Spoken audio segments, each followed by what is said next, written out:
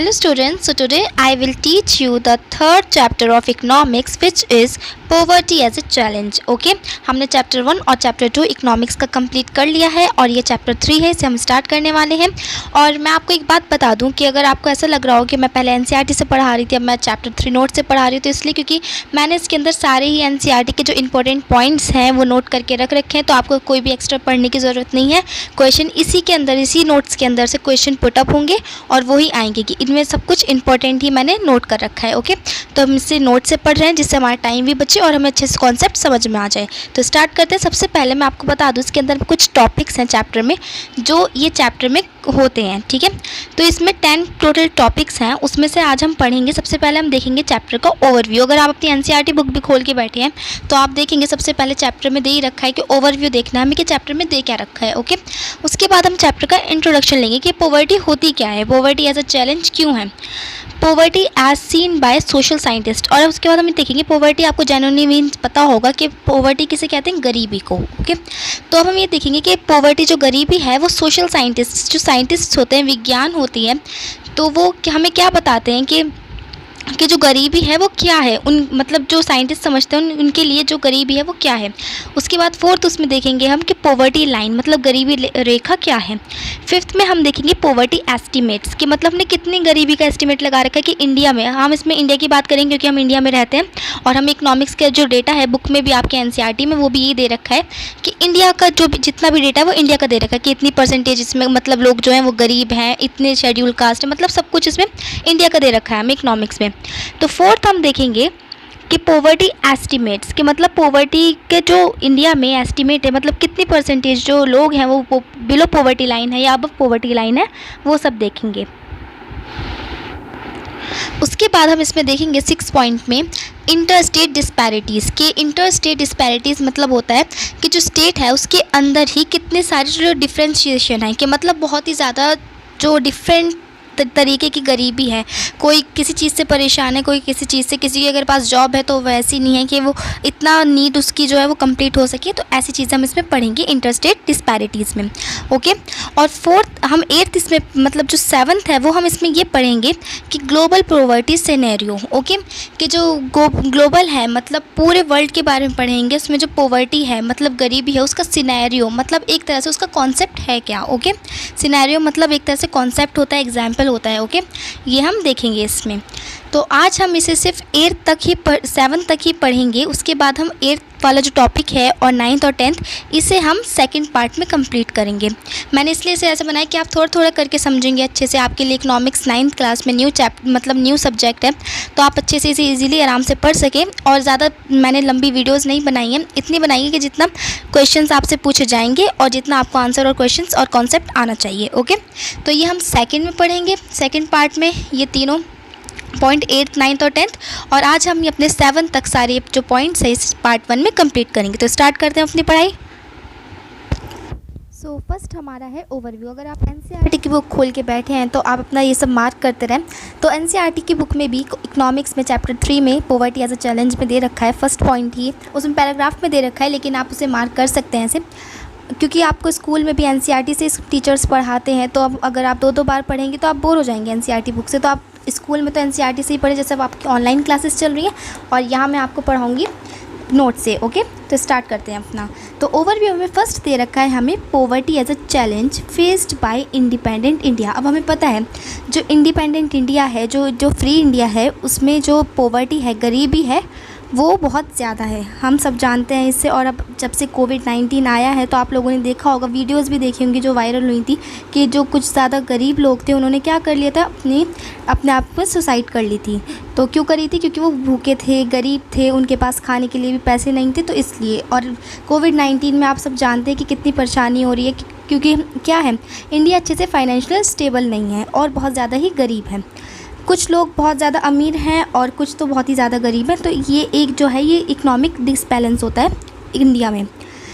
Second point है हमारा poverty in social sciences. हमें पता है जो गरीबी है, ये जो पॉवर्टी का कॉन्सेप्ट है, पॉवर्टी मैं आपको बार बार बता रही हूँ गरीबी को कहते हैं, ये सोशल साइंस में आता है। ओके, थर्ड है इसमें कॉन्सेप्ट ऑफ पॉवर्टी लाइन। इसमें हम पढ़ने वाले हैं कि कॉन्सेप्ट क्या होता है पॉवर्टी लाइन का, कैसे हम कह सकते हैं कि ये गरीबी रेखा से नीचे है या ये जो व्यक्ति है ये गरीबी रेखा से ऊपर है। फोर्थ हम पढ़ेंगे इसमें कॉजेज ऑफ पॉवर्टी, मतलब पॉवर्टी जो गरीबी है उसके क्या क्या कॉज हैं। फिफ्थ है इसमें पॉइंट हमारा anti poverty measures taken by the government. तो एंटी पॉवर्टी मतलब पॉवर्टी हटाने के लिए, जैसे आपने एंटीवायरस सुना होगा कि वायरस को हटाने के लिए आपके फ़ोन में से लैपटॉप में से, ऐसे ही एंटी पॉवर्टी मतलब गरीबी हटाने के लिए इंडिया में बहुत ज़्यादा मेजर्स से मतलब स्टेप्स लिए गए हैं गवर्नमेंट ने। वो कौन कौन से उसे हम आगे पढ़ेंगे, गवर्नमेंट ने क्या क्या स्कीम्स बनाई हैं, क्या क्या लोगों को काम प्रोवाइड करवाए हैं। सिक्स्थ है इसमें हमारा official concept of poverty into human poverty. इसमें हम पढ़ेंगे कि जो पॉवर्टी का कॉन्सेप्ट है वो ह्यूमन पॉवर्टी से कैसे मैच करता है। मतलब एक तो गरीबी है, ऊपर से हम इसमें ये पढ़ेंगे कि लोगों के पास कैसी कैसी अलग अलग तरीके की गरीबी हैं। ओके, नाउ अब हमारा चैप्टर स्टार्ट हो रहा है, ठीक है। अब ध्यान से पढ़ना। इंट्रोडक्शन। अब सबसे पहले हम देखेंगे पॉवर्टी। अब क्वेश्चन में आपसे सबसे पहले 1 मार्क में या 2 मार्क में पूछा जा सकता है पॉवर्टी होती क्या है, डिफाइन पॉवर्टी या what do you mean by poverty. तो पॉवर्टी क्या है? Poverty can be defined as lack of daily requirements of livelihood like food, clothing, education etcetera. तो गरीबी क्या है, पॉवर्टी को हम ऐसे डिफाइन कर सकते हैं कि लैक ऑफ डेली रिक्वायरमेंट, जो हमारी रोज़ाना में यूज़ करने वाली चीज़ें हैं उसका लैक होना, मतलब वो हमारे पास ना होना। किसी व्यक्ति के पास अगर डेली रिक्वायरमेंट वाली लैक मतलब चीज़ें भी नहीं हैं, ऑफ लाइवलीहुड जिससे हम अपनी ज़िंदगी को क्या कर सकते हैं, जी सकते हैं, लाइक क्या हो गया, रोटी, कपड़ा, मकान, जैसे आपने देखा होगा, फूड, क्लोथिंग, एजुकेशन, पढ़ाई भी इसमें आ सकता है। इसमें आप हाउसिंग भी लिख सकते हैं, ये शेल्टर लिख सकते हैं, एट्सेट्रा।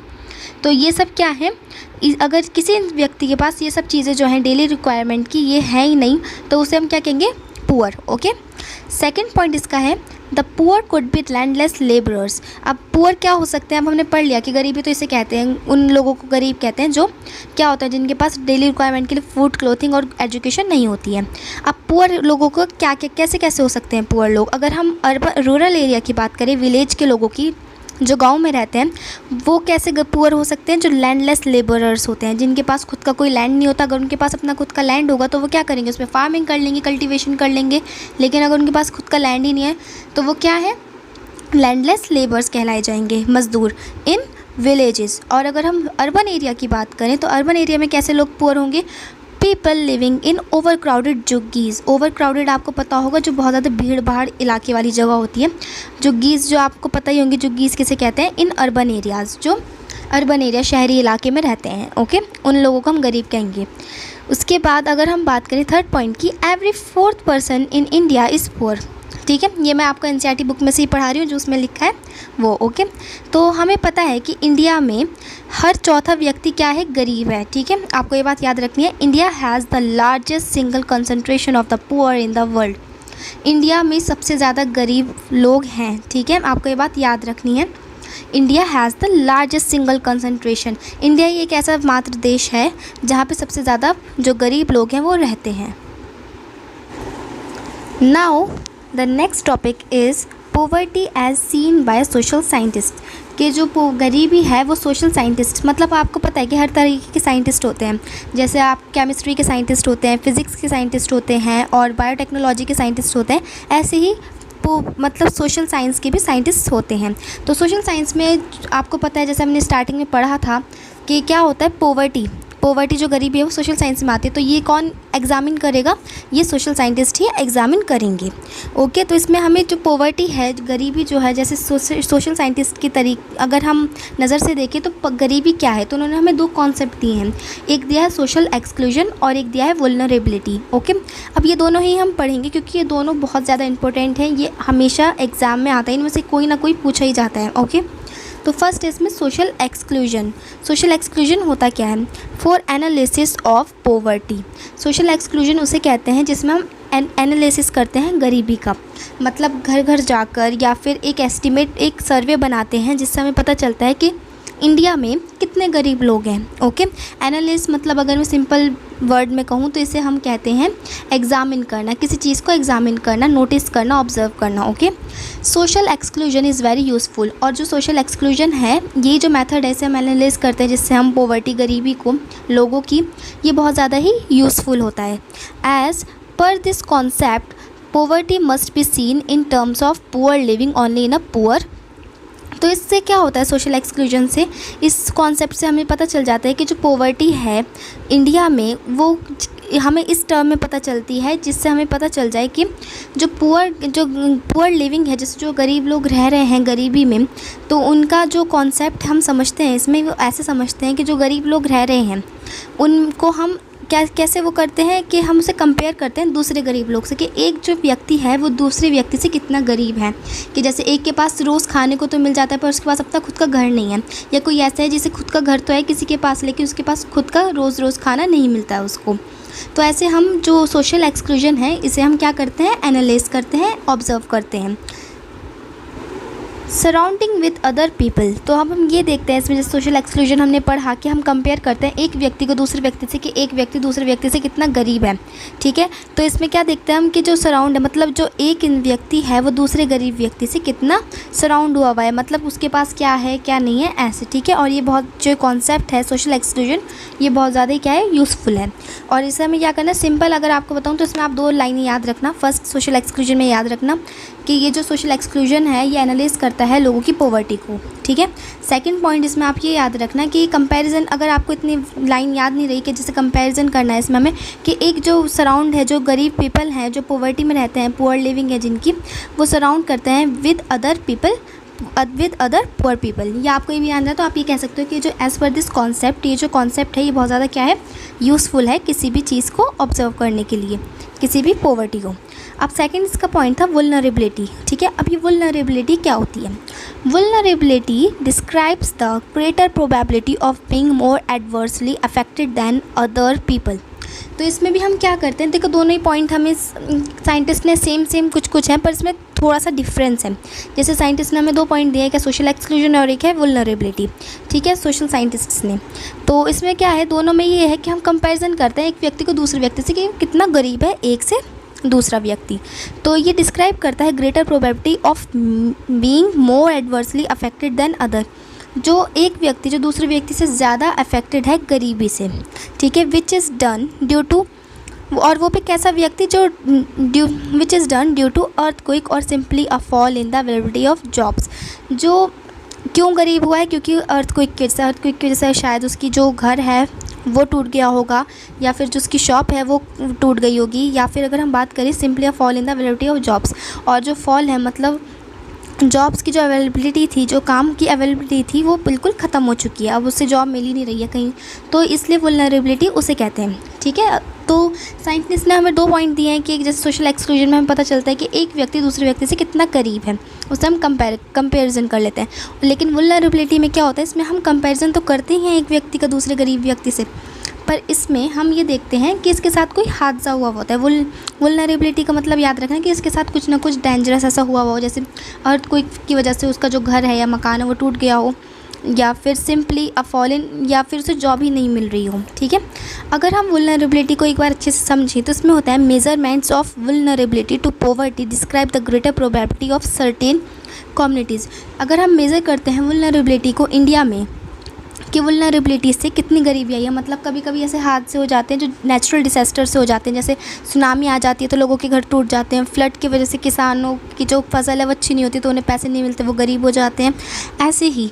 तो ये सब क्या है, नेचुरल डिसास्टर। तो आप इसे ऐसे भी याद कर सकते हो कि वुल्नरेबिलिटी जो है वो occurs when natural disaster occurs, जब नेचुरल डिसास्टर कोई आ जाती है, कोई आपदा आ जाती है। ठीक है, तो ये ग्रेटर प्रोबेबिलिटी सर्टेन कम्युनिटीज़, और ये कैसे कैसी कम्युनिटीज़ में आती है जो वुल्नरेबिलिटी होती है। Example, members of A backward, ये W है, ठीक है, E नहीं है यहाँ, W आएगा, मेंबर्स ऑफ बैकवर्ड कास्ट। ठीक है, तो अगर हम मेज़र करते हैं वुल्नरेबिलिटी, अब ये कोई कि हर किसी को वो करते रहेंगे कि ये भी वुल्नरेबल पुअर है, मतलब इसका कोई घर टूट गया या ऐसे नहीं, इसमें हम कुछ चीज़ों का ध्यान रखते हैं। जैसे इसमें कौन कौन सी कम्युनिटीज़ आती है वुल्नरेबिलिटी में, मेंबर ऑफ बैकवर्ड कास्ट। अब बैकवर्ड कास्ट आपको पता है SC ST OBC, ओके। अगर अब नेक्स्ट बात करें या इंडिविजुअल्स, मेंबर भी नहीं है तो एक अकेला ही आदमी अगर है तो उसे भी हम इसमें ही कहेंगे। और अगर हम बात करें और किसी और की तो विडो, आपको पता है विधवा को, और अ फिज़िकल हैंडीकैप्ड पर्सन, ठीक है, जो शारीरिक जो तरीके से क्या है, मतलब कहीं ना कहीं से उसका कोई हाथ टूटा हुआ है या पैर टूटा हुआ है या आँख सही नहीं है, हैंडीकैप्ड उसे कहते हैं, ठीक है। तो इन सारे पीपल ये किस में आएंगे, मेजरमेंट ऑफ वल्नरेबिलिटी में। Now the next point is poverty line, गरीबी रेखा, ठीक है। तो अब हम इसे अच्छे से पढ़ेंगे। Poverty is a way which is use to identify the poor, ठीक है। गरीबी एक ऐसा तरीका है जिससे हम यूज़ करके ये पता लगा सकते हैं कि असलियत में कौन गरीब है, ठीक है। तो सबसे पहले it is a method use to measure poverty. आपको पोवर्टी लाइन में अगर पूछा जाए कि व्हाट इज़ पोवर्टी लाइन, तो आपको सिर्फ इतना ही पॉइंट लिखना है, इससे ज़्यादा मत लिखना, ठीक है। It is a method use to measure poverty, ये एक ऐसा मेथड है जिससे हम मेज़र कर सकते हैं, कैलकुलेट कर सकते हैं किसी की भी गरीबी, ठीक है। In this method poverty is measured with the help of consumption and income level of the people.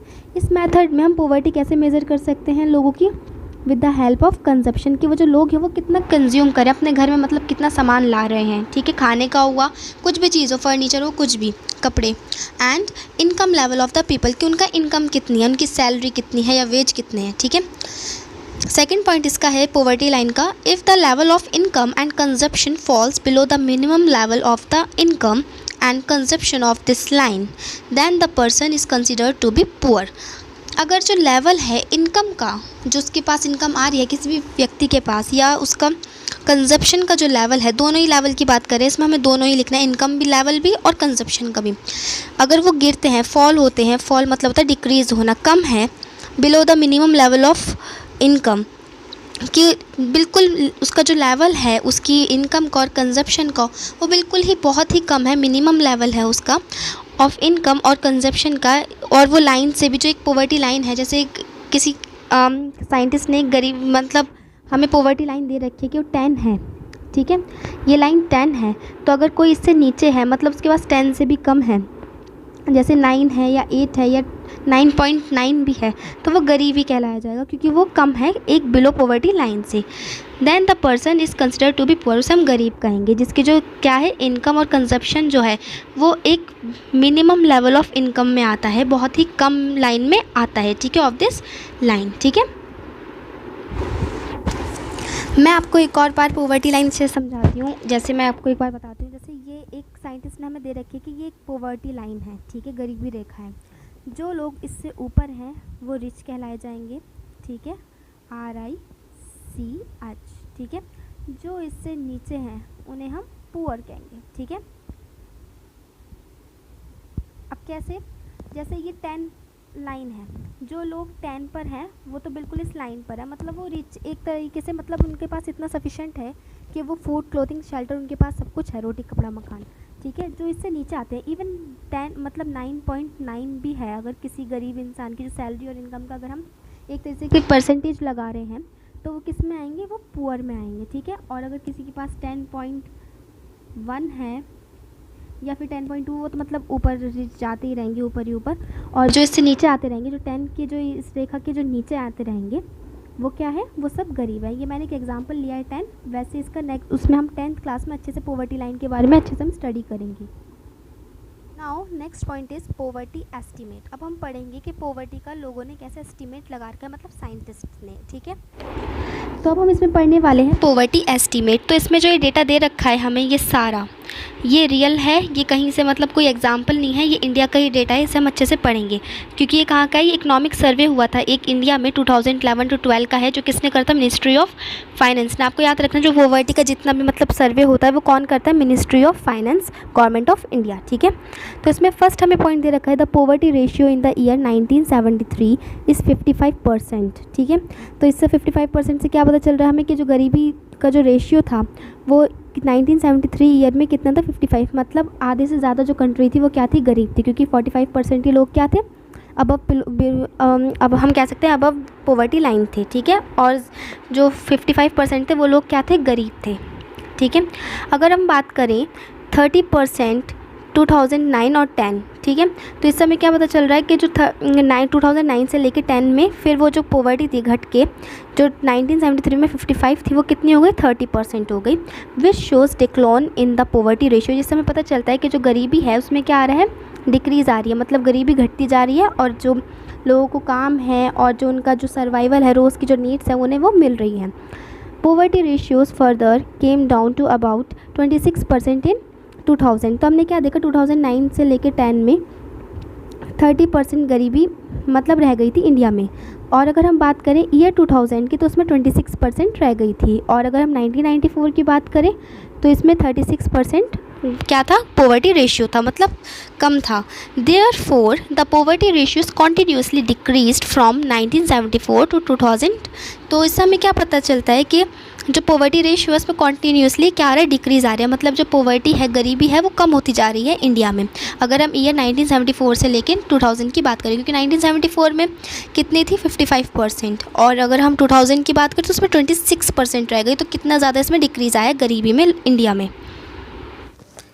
Now the next topic is vulnerable groups. Okay, तो इसमें वुलनरेबल ग्रुप्स हमने जैसे पढ़ा कि वुलनरेबिलिटी किसे कहते हैं, जिसमें हम लोगों को कंपेयर करते हैं एक गरीब व्यक्ति को दूसरे गरीब व्यक्ति से। पर इसमें हम क्या बात का ध्यान रखते हैं कि कौन एससी है, एसटी है, ओबीसी है, या फिर हम ये भी ध्यान रखते हैं कौन विडो है, तो इन सब चीज़ों का। ठीक है, तो अब हम इंडिया में बात करें, in India proportion of people below poverty line is also not same for all social groups and economic categories। India की बात करें तो जो प्रोपोर्शन है लोगों का जो गरीब बिलो पॉवर्टी लाइन है, इसे BPL भी कहते हैं शॉर्ट फॉर्म में, जो गरीबी रेखा से नीचे है, is also not same for all, वो सब के लिए इक्वल नहीं है, सेम नहीं है। इसमें भी हमने जो वुलनरेबल ग्रुप्स हैं उनको हमने दो पार्ट में डिवाइड कर रखा है। फर्स्ट है इसमें सोशल ग्रुप्स, सेकंड है इसमें इकोनॉमिक कैटेगरीज। सोशल ग्रुप्स को थोड़ा ज़्यादा एडवांटेज मिलता है as compare to economic categories.